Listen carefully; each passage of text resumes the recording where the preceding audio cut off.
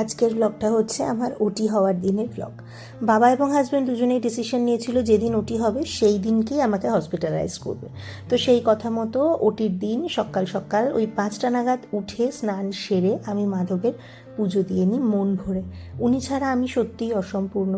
আর তারপরে ঠাকুর ঘরে বসে আমি একটুখানি নিজের মনকে শান্ত করে নিয়েছিলাম ভীষণ ভালো রকমভাবে। আমি ওটির দিন এতটুকু ঘাবড়াইনি, এতটুকু টেনশন করিনি। আমি চাইনি আমার কারণে আমার ফ্যামিলি মেম্বাররা খুব চিন্তায় পড়ে যাক।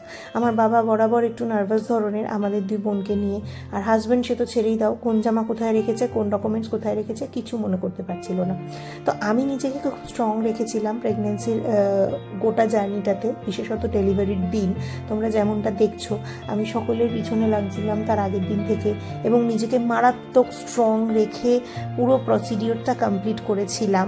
এবং আমি মাধবের কাছে সত্যিই থ্যাঙ্কফুল যে তিনি আমাকে সেই শক্তিটুকু দিয়েছিলেন। তো এখানে বেরোনোর আগে মা এক ঘটি জল রেখেছিল, সেই জলটা পা দিয়ে ফেলে আমি আর পিছন ফিরে তাকাইনি, মা যেমনটা বলেছিল। চলে গিয়েছিলাম আমি সোজা উবেরে।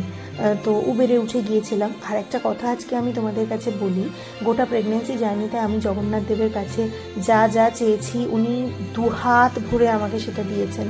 আমি মাধবকে আগাগোড়া বলে এসেছিলাম যে যোগু, আমি যেন নিজের পায়ে হেঁটে কোনো এমার্জেন্সি সিচুয়েশন ছাড়া হসপিটালাইজড হতে পারি। এমার্জেন্সি সিচুয়েশন ক্রিয়েট হলে আমার প্রেশার বেড়ে যাবে, আমি সেটা কোনোভাবে চাই না। আমি সুস্থভাবে হসপিটালাইজড হয়ে আমার সন্তানকে পৃথিবীতে আনতে চাই তোমার পাশে থেকে। তো আমার সাথে জগন্নাথ দেব সেটা করেছেন। উনি নিজে দাঁড়িয়ে থেকে আমার সমস্ত প্রসিডিওর কমপ্লিট করেছেন। এটা আমার মনোগত বিশ্বাস এবং আমার এই বিশ্বাস নিয়ে আমি থাকতে চাই। তো যাই হোক, ফার্স্ট থেকে আমার ইচ্ছে ছিল না আমি কেবিনে থাকবো, কিন্তু তারপরেও বাবা এবং হাজব্যান্ড দুজনের ডিসিশন নিয়ে আমাকে কেবিনেই রাখে।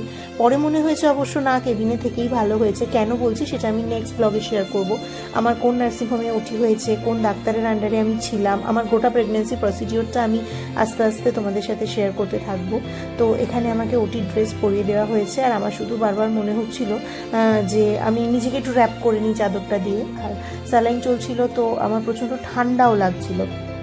তো যাই হোক, এখানে আমাকে কমপ্লিটলি রেডি করিয়ে দেওয়া হয়েছে, চুল ঠুল বেঁধে স্যালাইন ট্যালাইন সমস্ত কিছু দিয়ে দেওয়া হয়েছে। তো তারপরে বোন মোটামুটি কেবিনটার একটা রুম টুর নিচ্ছিল। হসপিটালের যিনি মালিক ছিলেন তিনি আমাদের একটু চেনাশোনা ছিলেন। তো আমি কোন নার্সিংহোমে আমার ওটি হয়েছে সেটাও শেয়ার করবো। এখানে আমাকে ওটিতে নিয়ে যাওয়ার মুহূর্ত, আর দেখো বোন ভিডিও করছে, ওরা ভিডিও করতে না করলো, তো বোন আর করতে পারেনি। অপারেশন থিয়েটারের বাইরে ওরা ওয়েট করছিল। তো চলো নেক্সট ব্লগে বাকিটা শেয়ার করছি।